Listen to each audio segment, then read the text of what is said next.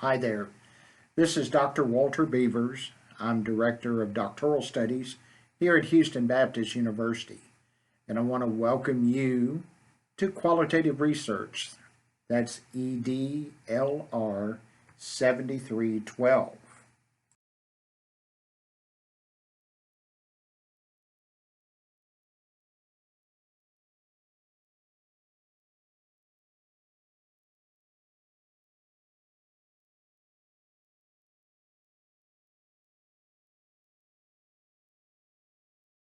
There are two types of research that goes on in academia.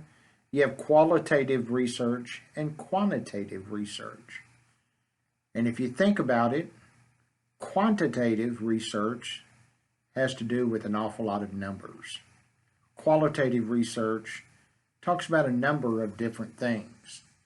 You'll see here on this slide that Denson and Lincoln defined qualitative research as a situated activity that locates the observer in the world. There's a set of interpretive and material practices that make that world visible. And research turns the world into a series of representations using your field notes, interviews, conversations and photographs, recordings, and memos to yourself. You actually study things in their natural setting, attempting to make sense or interpret those phenomena that bring meaning to people. There are four types of assumptions philosophically that you need to think about when you're getting ready to go to do qualitative research. The ontological assumption, really what is the nature of the reality. Epistemological assumptions means what counts as reality. Axiological, or what are those roles of values in the research, and methodological assumptions talking about process.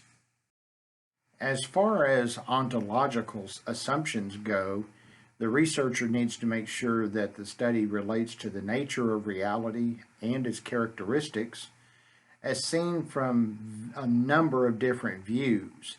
And the researcher needs to ensure that they report the different perspectives as themes develop through their findings in Chapter 5.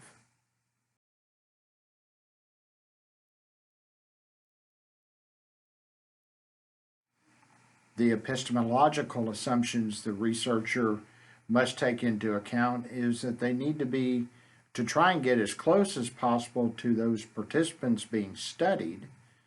The subjective evidence that you put together and collect should be based on individual views obtained from the participants themselves. You need to attempt to lessen the distance between the researcher and those folks being researched, relying on quotes as evidence from those participants, and you also make sure that you collaborate and spend time with those participants, becoming an insider but not necessarily going native, which we'll discuss later. The axiological assumptions that the researcher must make in your study is making sure that you bring your values to and make your values known in your study. That usually shows up in Chapter 5. The researcher should also acknowledge that there are biases present in the relationships and the roles that the researcher plays. You're going to talk about those in Chapter 3 of your dissertation. You also need to openly discuss the values that shape the narrative that you're writing and include any personal interpretations not only of yourself but of the participants in Chapters 4 and 5. The methodological assumptions the researcher makes is that you need to ensure that the process and language of the research being done is in a professional manner. The procedures that you use are characterized in various fashions, that you also study the topic from within the context of the setting that you're doing the research in, and also that you describe those particulars before generalizations. Make sure that you describe in detail the context of the study and the context that the participants were in during the study. Those interpretive frameworks that go along with qualitative research, those paradigms or beliefs that the researcher brings to the process of doing research, have a lot of connections to it. There are theories and theoretical orientations that will guide you through the process of research. You can look at it from a post-positivism approach, taking a scientific approach to research, employing a science or theoretical lens, and then social constructivism or interpretivism, which seeks to understand the world in which the researcher lives. Also, you do transformational frameworks, which is where knowledge is not just neutral, it reflects the power and relationships within a society and the research that may change the lives of participants, researchers, or even the institutions we work in. So one has to decide, when do you do qualitative research? It should be a complex and detailed understanding of an issue when you set out to think about our methodology or what we're going to do. You should want to empower those individuals that could be affected by your research. You should have an understanding of the contexts in which participants in a study address a problem.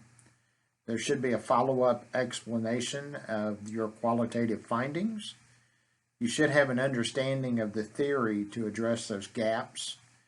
And really and truly, it's a lack of fit between the quantitative measures and the problems itself. Now, there are a number of qualities in a good qualitative study. The researcher should frame the study within the assumptions and characteristics of a qualitative approach. And we'll discuss those 5 qualitative approaches in another module later on in this course. You also need to conduct a very ethical study, and there are a number of things that we'll talk about through this course on how to conduct an ethical study. There should be a single focus or a concept within your study. You should be able to collect data very rigorously and very deeply.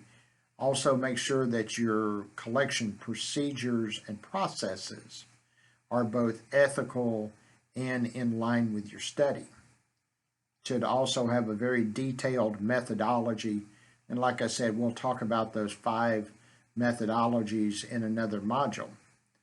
You need to analyze your data on multiple levels, and you should be able to be very professional and persuasive in your writing. Now, we'll go into quite a bit more detail about the stages or the processes in qualitative research throughout this course, but you need to make sure you understand and identify your interpretive lens, determine what problem or what research you want to do, draft those open-ended research questions, and we'll talk about that in a module a little later in this course. Identify the research methodology that fits the type of study you want to do. Collect a wide variety of data and analyze it using both inductive and deductive strategies. And make sure that you're very open to discuss those findings of your study.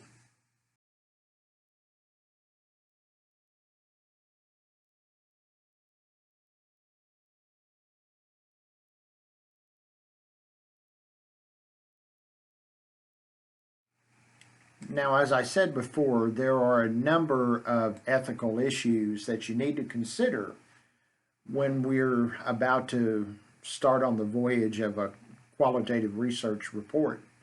You need to make sure that you seek the appropriate approvals and permissions for your study.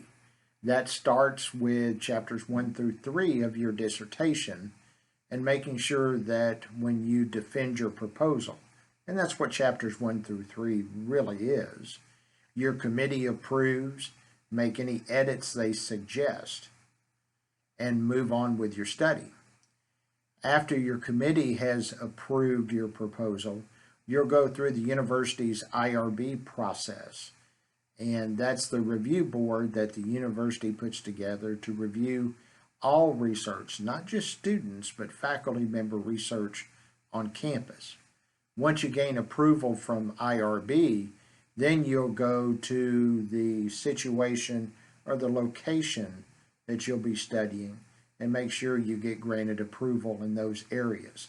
Always disclose the purpose of your study, respect the study site, and minimize any distractions for the participants. You need to avoid deceiving those participants and why they're participating in your study.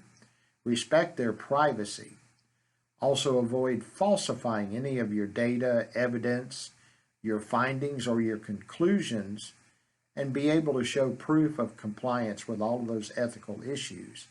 But above all else, make sure you do not plagiarize anyone else's work. Let your work stand on its own merit, but award the gratitude for those folks who have done research before. There are 5 chapters to the dissertation process here at Houston Baptist University. Chapter 1 is an introduction of your topic, statement of the problem you're studying, the theoretical framework from which you're working on this problem.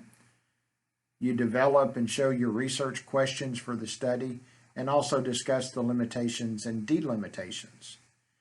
Chapter 2, which is probably going to be your thickest chapter, is going to be a review of the literature and the background of your issue. You need to segment your issue or problem into concepts or themes and make sure that you review all the literature out there on that. Think of Chapter 2 as a funnel for each one of those concepts or themes, that you start very broadly and you work your way down to minute details. Chapter 3 is your methodology. How are you going to conduct your study? Where, when, with whom, and why? Chapters 1 through 3 is considered your proposal, and that's what you'll present to your dissertation committee for a proposal defense before you actually go out and study and do the research. Chapters 4 and 5 are after you've collected all of your data and done your research. Chapter 4 is the findings. You also discuss and analyze all of your data. And Chapter 5 is where you are your most persuasive. All of your conclusions, implications of your study, recommendations for implementation of anything new, and you will also recommend any future research.